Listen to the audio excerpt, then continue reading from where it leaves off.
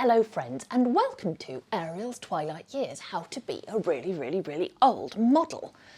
I'm in a very cheap hotel room this week. The reason I'm here is that there are things I am very happy to spend money on, and there are things I am not happy to spend money on. And one of the things I'm not happy to spend money on is hotel rooms when I'm on my own. When I'm not on my own, it's a whole different matter. But when I'm by myself, it just feels wrong for me to spend more than I would earn in an hour. And tomorrow, my hourly rate is £75. And so I wanted to spend less than £75 on my hotel room. And in the West Midlands, midweek in September, this is what you get for under £75. And it's very green. But I will prevail. The reason I don't like spending very much money is that I have not discovered that I sleep better in more expensive hotels. And if I'm going to sleep terribly, I'd rather be spending £60 than 180. Anyway, I'm here today to continue my series about ethical porn. Last time I spoke about how to consume porn ethically as a customer. And today I want to talk about how to produce porn ethically as a producer or a photographer. So I always have a bias towards BDSM because that's the main genre I work in, but I believe that these principles hold true whatever genre you are working in. So, number one, be honest about your content when you are contacting models.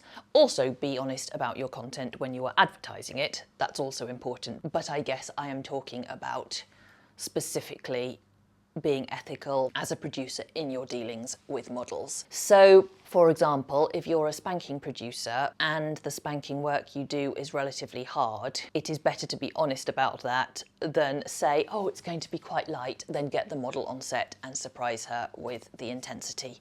I did have someone do that to me really early on in my career, and although it wasn't the end of the world for me, for the other two models that they hired that day, they had vastly misrepresented what was going to happen during the shoot, and one of the models went to the police afterwards. And I think if you are misrepresenting your work that way, that's kind of what you deserve, honestly. So being honest, but also just being specific, making it really clear what you're going to do. Some producers have a questionnaire they ask models to fill out to talk about their limits, and I think that is one way of being very clear. I really like it when people do that. Another way is to send models photographs or pictures to give examples of the sort of thing you mean when you say, I want to do hard bondage or I want to do predicament bondage. Showing some examples is maybe a better way of getting that across, especially to a model who's quite new to the genre. For people who are new to this business, especially BDSM, there can be some confusion about whether marks from spanking, for example, are real or not. So I think it's really helpful to tell the model whether you expect her to be bruised or marked in any way after the shoot, so she knows whether she needs to be scheduling you just before some time off or not. And often that's not a problem as long as you know, but it can be an absolute nightmare if you go along to a shoot, for example, expecting soft bondage and you end up absolutely covered in rope marks, which has happened to me because actually the shoot was all suspension and I hadn't expected that. Additionally, I would say the place to negotiate or renegotiate is never on set.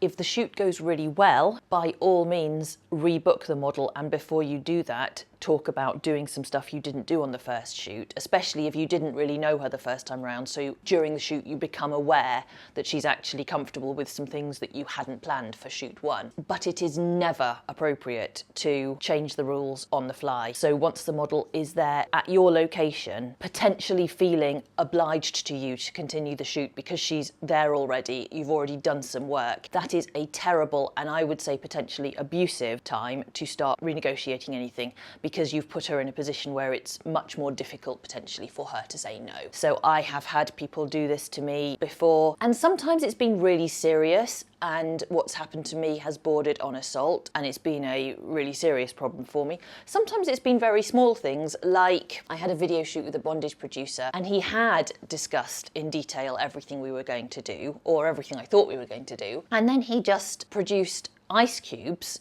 partway through the shoot and was like, oh yeah, now we're going to do a scene with like cold water dripping on you, which is something I would just say no to. I'm really sensitive to cold. I don't want to do that. And it was just too uncomfortable and awkward for me at that point in my career to say, yeah, actually, I didn't consent to that, so I don't want to do it. I think that is what you should do as a model, but I know when you're on the ground, it can be a very difficult thing to do, depending on how comfortable with confrontation you are. And I think a producer who is really operating as ethically as possible will just never do that. I think it's better to discuss by email stuff that you end up not doing at the shoot than it is to only discuss a few activities you might do and then start bringing up new ones during the shoot. That can potentially just make the model feel really coerced, even if that was not your intention at all. Unfortunately, I think some people change the goalposts on the day of the shoot specifically because it puts the model at a disadvantage, and obviously that's just predatory behaviour and you should just stop, full stop. Following on from that, sometimes during a scene, the model will discover that something that she thought she'd be okay with, she's actually not okay with, at least not today. That can happen for lots of reasons. It's happened to me. You know, I'm fine with having my elbows tied behind my back normally for about 20 minutes, but sometimes I get pain in my hands sooner than 20 minutes and I have to be let out before that. What I would say in any situation like that is that you must never pressurise the model to continue the scene.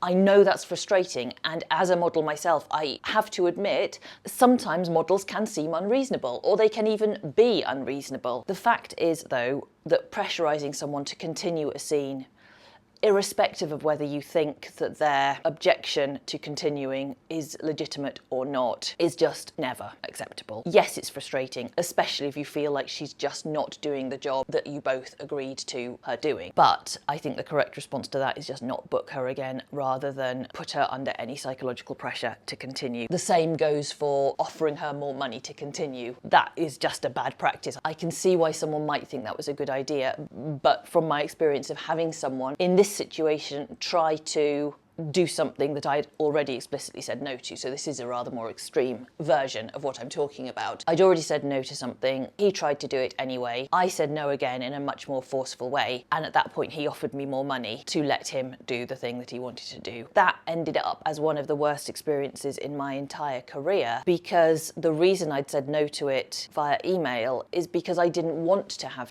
that discussion face to face, especially not when I was already tied to a chair, and having my consent mowed over like that made me feel just not safe at all and not respected at all. Now, obviously, we can all imagine a situation where actually the model is suddenly saying no to something which she had previously said yes to, and I can understand that's frustrating, but nevertheless, the appropriate and most ethical response is not to argue, is to stop whatever activity it is that she's objected to, even if she previously gave her consent, and talk about it another time over email. Certainly, getting yourself into the situation where you're trying to bribe someone to override their discomfort, whether that's physical or psychological, with money, that is not a situation I think you should want to get into as a producer. Not least because it will absolutely destroy your professional reputation when the model starts telling people, which she very, very likely will. But also, it's just not the right thing to do. It just isn't. And I say this as someone who has tied up many, many models, some who were not particularly keen on bondage, it turned out, and who had less resilience than I was expecting. As the rigger, I have a responsibility for their body, and it is up to me to respond to whatever the situation that I find myself presented with as a rigger turns out to be. It is never okay to try to pressurise someone in any way to carry on. Furthermore, some models just don't want to do some genres, so badgering them by email is just not acceptable. I've also experienced this, and it's very tiresome because it makes me feel as though I'm being treated as though I don't know my own mind. If I don't want to do something, I just don't want to do it, and offering me another £20 an hour will not make a difference. It can be very annoying because it can make you feel like you're just not being listened to at all. Next, pay fairly. This is a little more controversial because what does paying fairly mean? To me, personally, I prefer it when I discover that a producer has a set rate. So he pays all the models working at the same level as me the same. That just makes me feel comfortable. It means that I'm not on set with someone who's getting more money for the same work. And also I'm not getting more money than anyone else on set who's doing the same work, because both of those things can feel equally uncomfortable. I understand why some producers don't have a flat rate, because it's absolutely true that some models will make more money than other models. And if you work with a model who's new, she may well need a lot more coaching through than with someone who's been doing it 10 years. images, and someone with a huge social media following might just attract a lot more members to your website than someone who doesn't have a following yet. So I can't pretend I think this is a hard and fast rule, but I must say it does really give a good impression when someone does have a set rate, especially if it's a published set rate, so you just know you're being offered the same rate as everybody else who's doing similar work for that website. I just really like that. I like the transparency of it. It makes me feel really comfortable, and the producers who do that are some of my absolute favourite producers. So once the shoot is over, what can you do to continue to be an ethical producer? Well, one thing I really like is when producers choose promotional images of the models that match her comfort levels. So for example, if she only works up to topless, using an image that looks like she's not wearing panties just doesn't feel like the most ethical thing. The model might be uncomfortable with that, and also customers might then buy that video thinking they're going to get something which actually isn't available. One example of this that springs to mind from my career is I don't know what the fuck they were thinking, but I worked with a spanking producer who'd shot quite a lot of videos with me, and then they published one of them, and I wasn't aware of this for months and months and months. Someone eventually pointed it out to me, and in the advertising copy they put up of the video, they said that I'd had an orgasm, and I just hadn't. And I didn't know if they were lying or whether they somehow thought I had had an orgasm, but there was just no sexual content in that video. There was just spanking. And I concluded that they'd done it to sell more videos, but at that point in my career, I wasn't shooting anything overtly sexual. I would never have agreed to having a real orgasm or even a fake orgasm on camera. That was just completely outside what I was comfortable with. And that definitely told me I was never going back to work with that producer, because if they were prepared to lie like that in their promotional copy of me for that video, I just couldn't trust them for anything else they might say about me in the future. So I knocked that working relationship on the head, and I think I was probably right to do that. That's a particularly egregious example, but I have seen producers since sometimes use images that are really, in terms of explicitness, beyond what that model would publish of herself. So maybe they've caught a slightly more explicit angle in their video. It's more explicit than the publicity shots the model herself would put on social media, and then they choose that image to advertise the product, and I think that is not very ethical. I think ideally as a producer you should be using screenshots or pictures of the model that you're pretty sure she'd really like. That just seems respectful when she's trusted you and worked with you, potentially naked. This is a bit controversial too. I would say don't trophy hunt for new models. It is perfectly understandable why producers want to work with new models. Of course, we always need new blood entering the industry. It's good for all of us, and it's good for new models. Like, they need to be hired, and taking a risk booking someone new can be a really admirable thing to do. But there is something potentially a little predatory to try to grab hold of a new model who's entered the scene and do stuff with her that no one's done yet. I understand that that could be really useful commercially. It's a really easy way to market something. But by doing that, I think you are potentially risking pushing a model into doing something she doesn't particularly want to do, she's not really ready for yet, because you are so desperate to get her first caning. Well, maybe the best thing for her, if she's just entered the spanking scene, is to not do any caning for the first few shoots while she builds up a bit of tolerance and finds out where her pain thresholds are. And I do, especially in the spanking scene, I do see a fair amount of that. I'm sure it also happens in the hardcore side of the industry, which I am not so familiar with. But I feel like taking a measured and sensitive approach to working with new models is, in the long run, better for the model, better for the industry, and potentially better for your reputation as well. That said, once you've worked with a model, especially a new model, and if you really like her and you really want to do more work with her, it seems like it's quite tempting for some producers to become quite territorial and try to stop her working with anyone else. Sometimes they do that in an upfront way by offering the model an exclusive contract, which I think is at least honest. I don't think it is often in the best interests of the model, actually, especially if she's actually interested in that genre, because often it's working with lots of people that gives you all the good experiences, that really teaches you what you're into, and that can be a really positive thing. But at least it is honest. What is much less honest is trying to put her off all of your competition. And I've seen people do that or try to do that very many times in my career. Or the thing that is, I think, most atrocious of all, which I have also witnessed, is talking badly about that model to all the other producers in the hope that they won't work with her. I actually listened to a producer on the phone to another producer telling him that his favourite new model was actually really bad, and he was literally just doing that so that this producer wouldn't book her so he could keep this model all to himself. I just thought it was grotesque, and I didn't go back to that producer myself, having heard him behave like that. I just thought, I am also done with working with you because you've just shown yourself to be a predator.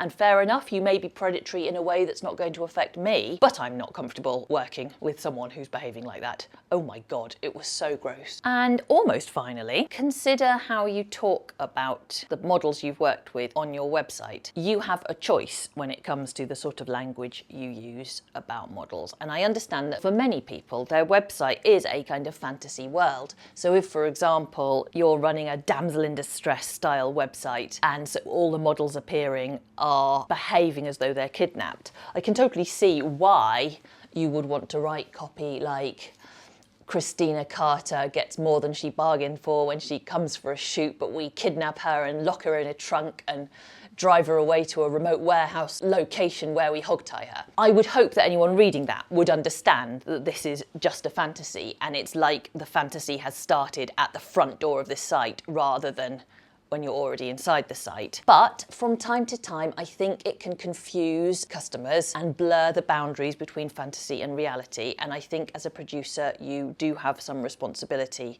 for that. So for example, really early on in my career, I worked for a bondage site that I was really excited to work for because I'd hardly done any bondage yet. And then I discovered that on their forum, which was for the members of the site, they called all the models bitches, like all the time. That was the word they used to describe us as a group. And I thought, we are professional models who have come to collaborate with you. That feels like a really disrespectful starting point for your discussion of the work on this website. And I've seen things rather like that throughout my career, and it always makes me pause and wonder about the professional ethics of the producer doing that. I personally, at least, really prefer it when the producer talks with a sense of respect or even friendship towards the models that they are working with. I think this is especially important actually when you're shooting bondage or BDSM, especially the harder type of stuff. I think it is much more respectful if you've shot some kind of tough bondage and hard caning scene with a model. I would much prefer to read, I was so impressed with Verity Slithers, the model. This is a name I've made up. I don't think anyone should use that name.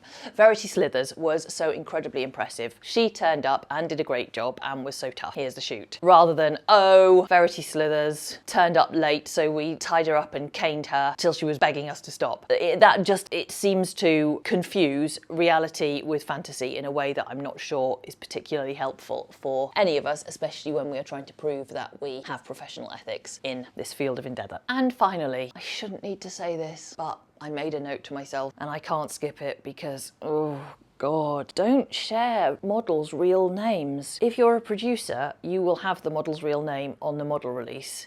And she is trusting you that information because she has to sign the model release in order to get paid. She is not giving you that information so you can then go around bragging to your friends that you know the real name of the model.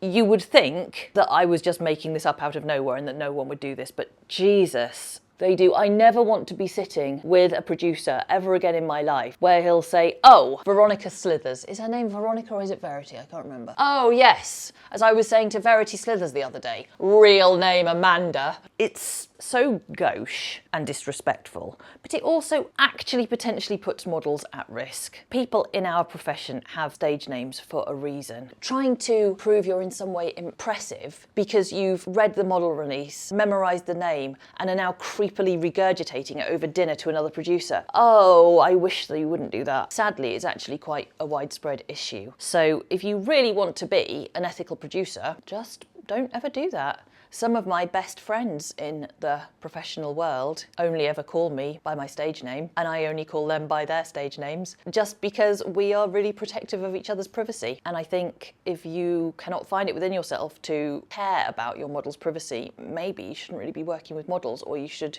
adjust your attitude a little before you continue. I hope you found that interesting and useful. I cannot face staying in my room to eat dinner tonight because it is so depressing and so lime green. So I'm going to go and investigate the restaurant possibilities of Walsall. I don't have particularly high hopes, but I'm going to go and try. Thank you as always for watching. Please like, subscribe. I'll be back with more. My definition of feminism is for wanting rights, opportunities and responsibilities equal to men's. And so my next video is going to be about your ethical responsibilities as a performer, because while it's important to talk about what consumers should do and what producers should do, actually models are not let off the responsibility to try to be ethical themselves, both towards their customers and towards producers. So I will be back with more. Thank you as always for watching. Bye bye now. Bye bye. Bye bye now. Bye bye.